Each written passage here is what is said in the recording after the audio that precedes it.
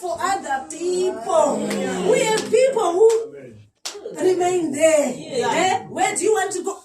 Remain there. Hallelujah. But Moses wanted to what? To pull out. To pull out. Do we have Moses in our days? Even in the New Testament, Jesus said, do we have your Moses? It means Moses is alive because God is the God of the living. He's not God of the dead. So Moses, it was within him that I must redeem the people. So one day he saw the Hebrews fighting, and then I saw the Egyptians fighting, Egyptian and the Hebrew fighting, and then he fought the Egyptian, he killed him. Right next day, it was a brother and a brother fighting. Now his blood is fighting. Now what does he do? He wants to try to intervene because that thing of that assignment is in him, but his time was not yet there. So he tried to intervene, and he was told, hey, when you want to kill us like what you did that Egyptian.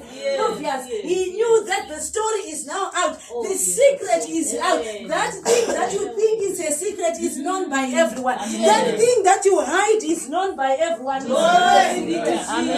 Our God is a very good God. The moment he realized that my story is out, he fled, he ran away. Why? Because he wanted to use his power to redeem the people. He wanted to use his power to set free the people. His time was not enough. The moment he ran away, you know what he did? He went and lived in the desert. He went to live in Midian, in a place where there was no palace. Now look at his life. From a river to a palace, from a palace to the forest. You see, so this is how his life is. Some people cry out when things are not going all right. They used to live in a nice house. All of a sudden, things are going bad. You have to reduce the standard from a 4-roomed house to a 1-roomed house, from 10 dresses to 1 dress, from 9 shoes to 1 shoe. Some people are already affected. They won't worship God because they say, things are not going all right. It happened to Moses. He was once living in palace, but now he ran away from the palace. He was living in a forest in Midian. There in the forest, things happened. This is where he met God. This is where he met God. And he saw a burning bush. He saw the angel of the Lord. And the angel of the Lord and God spoke to him. And this is where his assignment was given. Glory. Amen. Allow God to do what he wants in his life. He's the one who knows. Allow him. The problem is we do not have faith with him. So when you go down with God. When you go up with God. When you are in the middle, go in the middle with God. Do not leave God.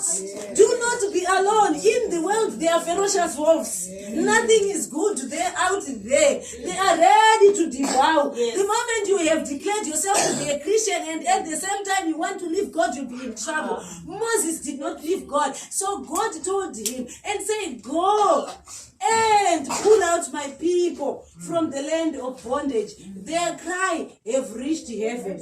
God hears his people crying. When the children of Israel were under bondage, they were crying to God. They were made to do works which was heavy, and they were crying, and God heard them. And he sent Moses and said, go back, Moses. And then when he went back, Pharaoh did not want with his children because he was really holding them. He was their slaves. He was using them, anything that he wanted with them. So for him to just releasing them just like that, he didn't want.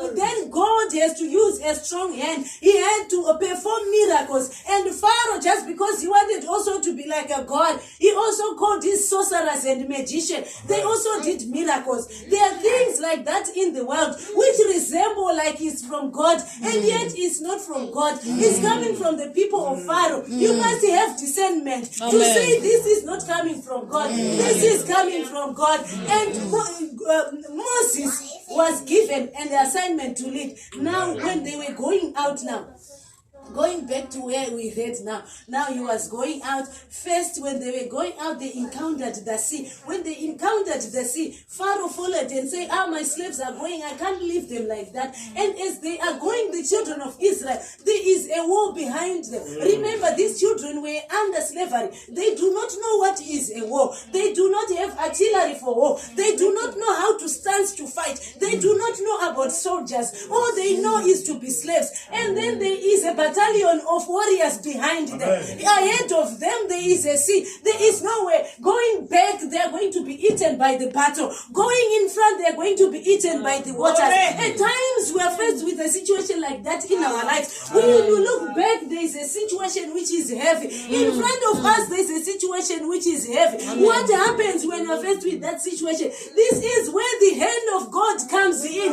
This is where the grace of God comes in. Right when they were faced with that situation, God opened them a way in the sea. He does that.